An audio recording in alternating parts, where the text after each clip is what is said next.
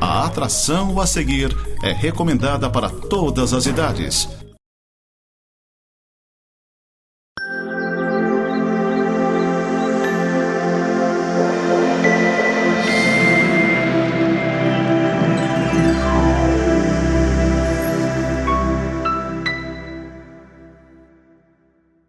Olá, seja bem-vindo ao programa Semeando para a Vida Eterna. Este é um programa da Igreja Presbiteriana de Lages. Nossa igreja está aqui em Lages há mais de 100 anos atuando e foi organizada como igreja em 1957.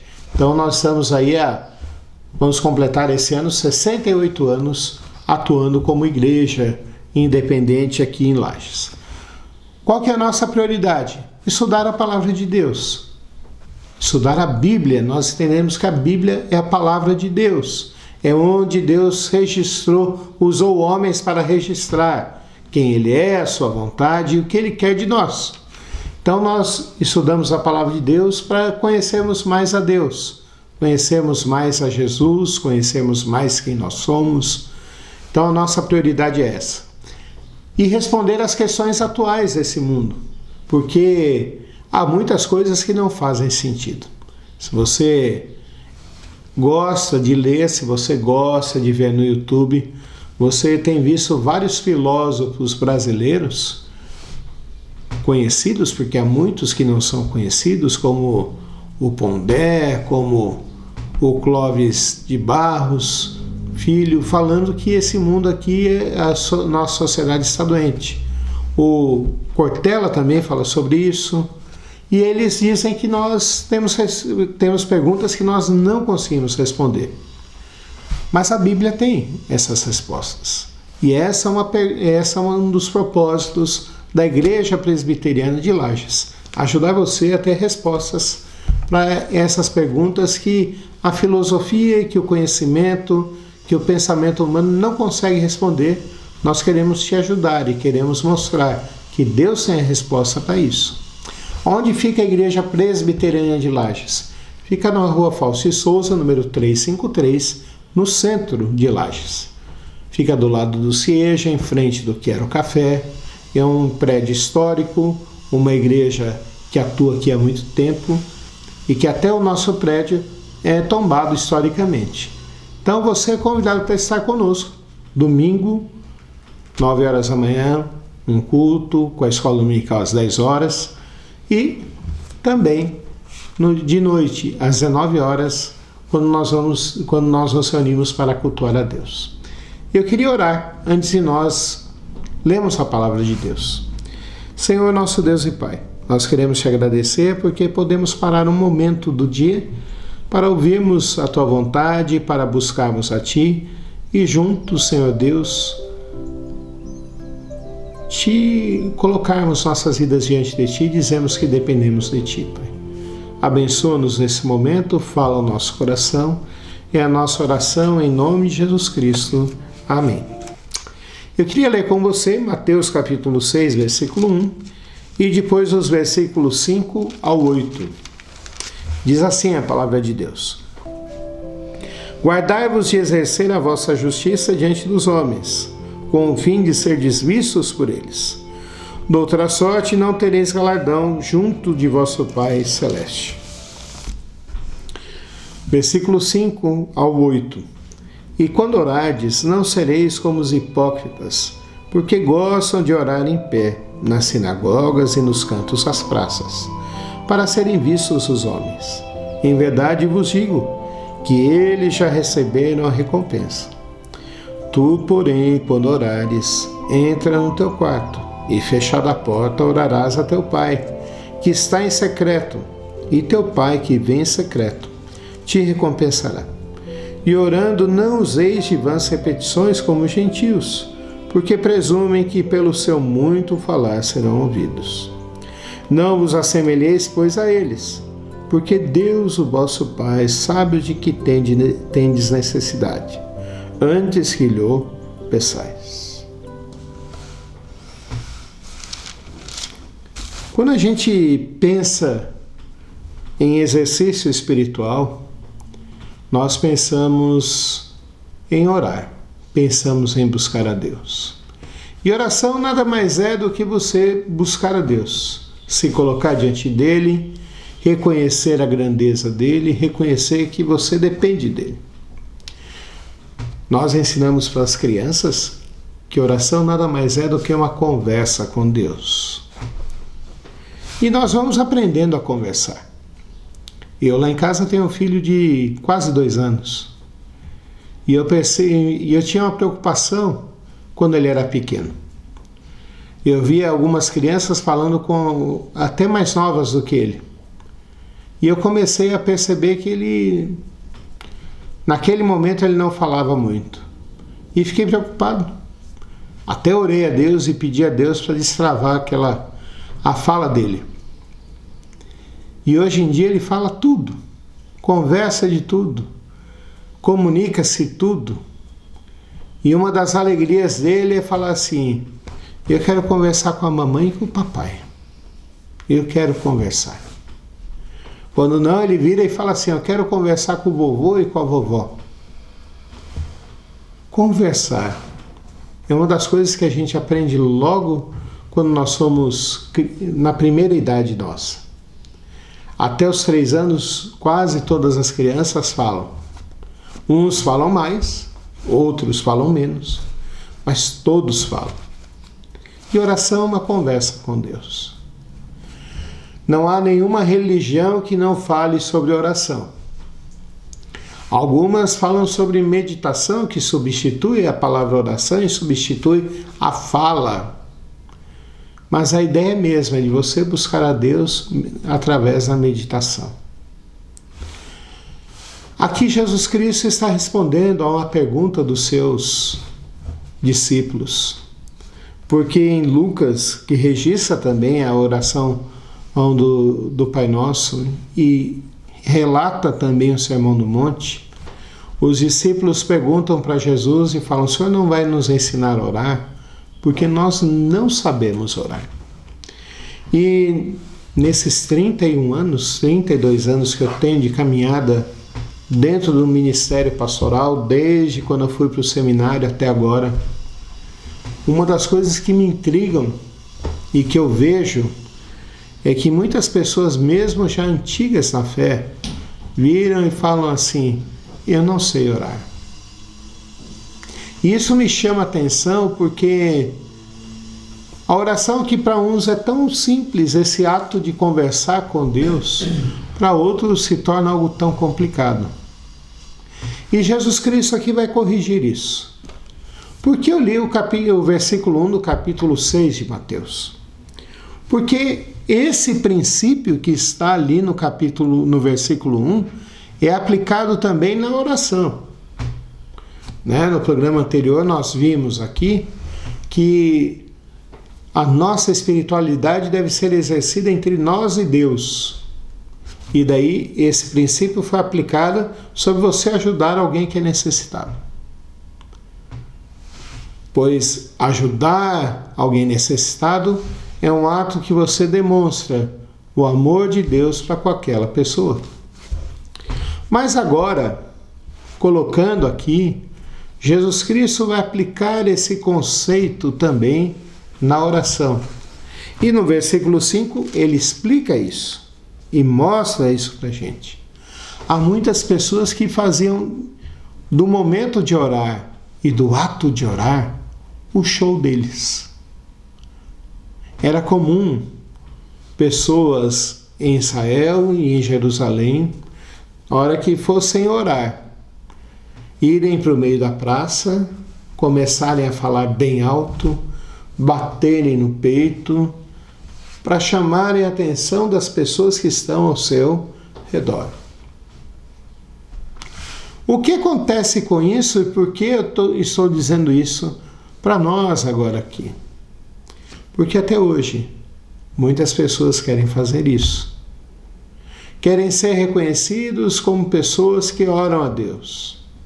Querem ser pessoas reconhecidas como pessoas que demonstram que têm um relacionamento com Deus. Querem competir com os outros. Porque esse é o objetivo. Competir com os outros. Eu me lembro numa igreja que eu trabalhei, passei por lá um tempo, um mês trabalhando, e depois fui para outra igreja. Dentro da igreja presbiteriana, nós temos um sistema em que a gente não tem tanta autonomia, principalmente quando é seminarista.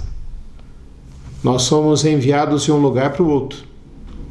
E naquela igreja que eu fiquei lá esse um mês, eu percebi que havia uma competição entre as pessoas.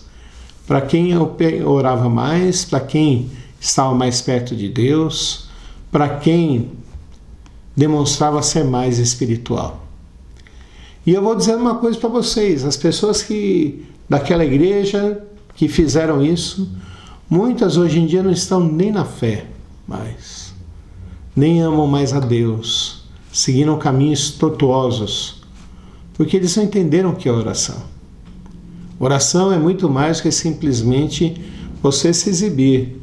Oração é um momento de intimidade com Deus.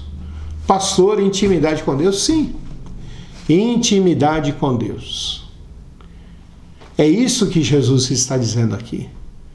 A nossa espiritualidade, a nossa oração deve ser um momento íntimo entre você e Deus. Não é um momento para você se exibir, mas a oração é um momento para você se humilhar diante de Deus. E eu quero ilustrar isso aqui com uma parábola que Jesus Cristo contou. Ele contou uma parábola dizendo que 2 homens subiram para o templo para orar. Um religioso da época, comerciante, reconhecido por todos, sabedor das Escrituras, um homem que era considerado temente a Deus. Ele começou a orar dizendo assim: Senhor, obrigado, porque eu não sou como esse homem que está aqui ao meu lado. Obrigado porque o Senhor tem me dado tantas bênçãos e eu sou muito melhor do que o outro. E daí começou a orar um publicano, um homem que era coletor de impostos. E naquela época, fiscal do imposto de renda não tinha salário. A ordem do Império Romano era que ele podia cobrar o que as pessoas tinham que dar para o Império Romano, e podia cobrar mais. E o que ele ganhasse de a mais daquilo tudo, era o salário dele. Bom, eu não preciso dizer para você qual era a fama deles. Todos tinham a fama de ladrão. E a Bíblia, com o Novo Testamento especialmente, conta 2 homens que eram publicanos e que foram salvos por Jesus Cristo. Um virou um discípulo dele, que aliás é o que escreveu esse evangelho, Mateus. Mateus, antes de ser discípulo de Jesus Cristo, antes de ser apóstolo, ele era um coletor de impostos, ele era um publicano. O segundo era um homem pequeno de estatura, mas que quando Deus o converteu e ele entendeu quem era Jesus Cristo, ele virou um gigante na fé, que era Zaqueu. E esse publicano que subiu para orar, voltando à parábola de Jesus, ele se ajoelhou, batia no peito, demonstrando a sua dor, e falava assim: "Sê propício a mim, pecador." Jesus Cristo termina essa parábola fazendo uma pergunta para as pessoas que estavam ao redor dele: qual desses homens foi justificado? Qual desses homens a oração agradou a Deus? E os seus discípulos respondem: a do publicano. Por quê? Porque a palavra de Deus, no livro de Salmos, no livro de Provérbios, diz que Deus resiste ao soberbo, mas ele se compadece, ele sente a dor, ele atende aquele que se humilha diante de Deus. Meu amigo, deixa eu falar uma coisa. A nossa espiritualidade não é coisa para a gente ficar se exibindo. Não é coisa para a gente ficar competindo com os outros. Não é coisa para a gente ficar humilhando os outros. Porque quando você orar, você está diante do Deus Todo-Poderoso, do Deus Todo-Poderoso que criou todas as coisas, daquele que chama todos os dias as estrelas pelos seus nomes, e elas aparecem todos os dias na mesma ordem. É aquele que faz com que o nosso planeta gire ao redor de si mesmo todo dia, numa velocidade que a gente não percebe, mas é uma velocidade medonha. É o mesmo Deus que faz com que a gente dê a volta ao redor do sistema solar uma vez por ano. É o mesmo Deus que pode usar passarinhos, pode usar vento, pode usar outros agentes, até nós mesmos, para plantar essas florestas tão lindas que a gente tem ainda aqui, de araucária, de pinheiro, e que faz cada pinheiro um diferente do outro. É o mesmo Deus que faz com que dentro do ventre de uma mãe, duas moléculas se juntem, e com 4 semanas aquele feto ou aquele projeto de feto tem o tamanho de um grão de arroz e já tem um coração batendo ali, que quando vai fazer o ultrassom do bebê, com 4 semanas você já consegue ouvir o coração do bebê. É esse Deus que você está na frente dele. Você está conversando com Deus e não com o homem. E Jesus Cristo corrige isso. E fala assim: quando você orar, lembre-se, você está diante do Deus Todo-Poderoso. Ele é o nosso Pai? É o nosso Pai Celeste? Mas Ele é o Deus Todo-Poderoso. Então se humilhe diante dele. E daí Jesus Cristo vai falar aqui para nós: quando vocês orarem, orem em secreto. Pastor, então não pode ter reunião de oração? Pode e deve ter. Mas o que não pode ter é exibicionismo. O que não pode ter é fazer as coisas para o homem. Nós estamos fazendo as coisas para Deus. Não é você que tem que ser engrandecido. Quem tem que ser engrandecido é Deus. E tem coisas que a gente vai orar e pedir que é só para Deus. Que se a gente ficar falando para os outros orarem ou os outros saberem, as pessoas nunca vão entender. Nunca vão compreender isso. Há um relato de uma mulher, no primeiro livro de Samuel, Ana, mulher de Elcana, a mãe de Samuel, que ela tinha de tudo. O marido dava tudo para ela, mas ela não tinha um filho.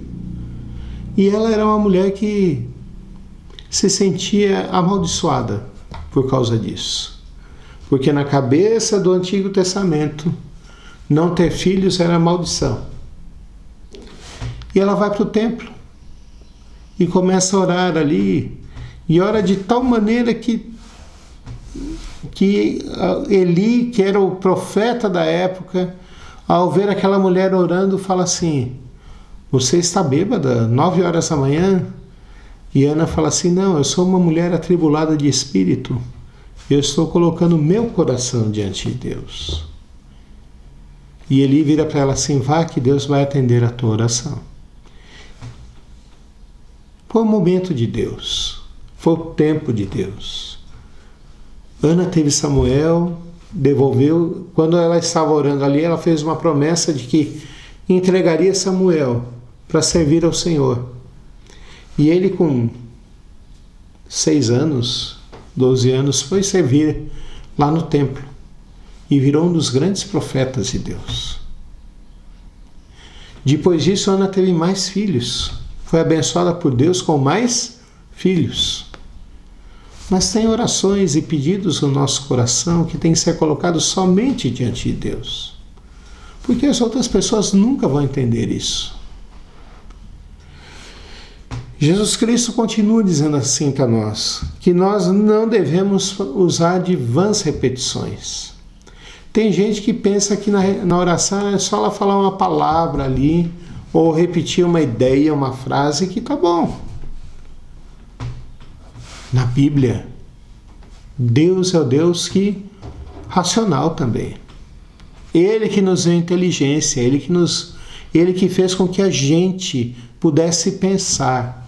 Aliás, é um livro de um pastor inglês que faleceu há uns 10, 12 anos atrás, chamado John Stott, que ele fala assim, o título desse livreto é um livretinho de 50 páginas no máximo. Crer também é pensar. E ele mostra ali que a nossa fé precisa ser uma fé racional também. Claro, temos emoções? Temos. Mas nós precisamos usar de razão também. E é isso que Jesus Cristo fala aqui. Não adianta vocês repetirem a mesma coisa, pensando como se fosse um mantra, pensando como se fosse uma palavra mágica, como algumas religiões colocam. Mas a nossa fé precisa ser racional. E ele diz o motivo por isso. Porque Deus sabe, Deus que é o nosso Pai Celeste, sabe aquilo que nós precisamos. Estamos entrando em 2025, que coisa boa! E eu quero estimular você a orar. Quero estimular você a orar. Mas que você ore do jeito certo.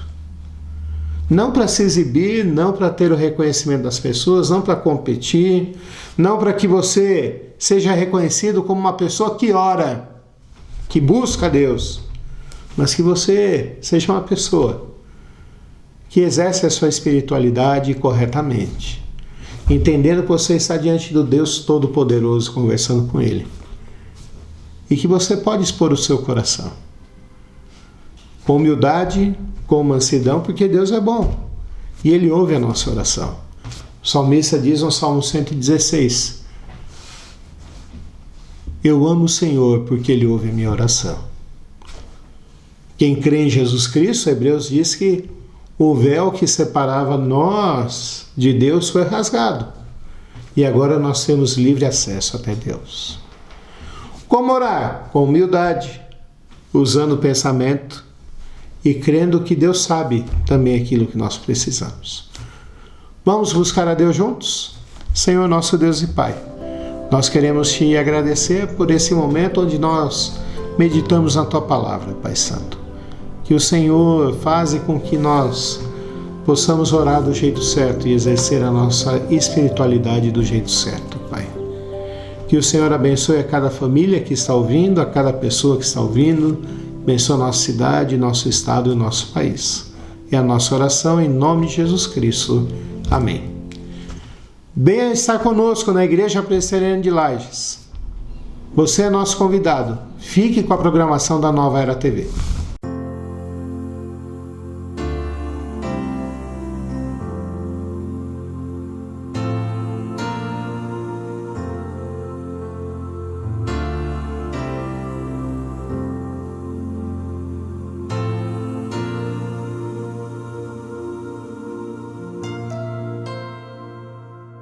Não tenha sobre ti um só cuidado, qualquer que seja,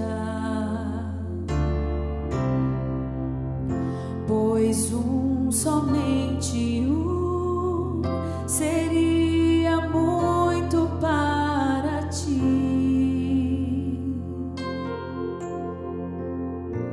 É meu, somente meu, todo trabalho, e o teu trabalho é descansar em mim. É meu, somente meu, todo trabalho, e o teu trabalho é descansar em mim.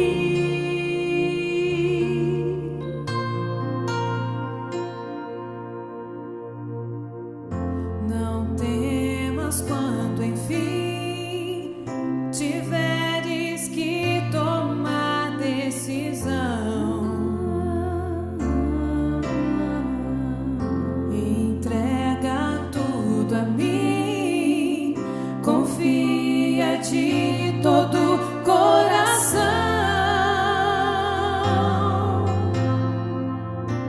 É meu, somente meu, todo trabalho, e o teu trabalho é descansar em mim.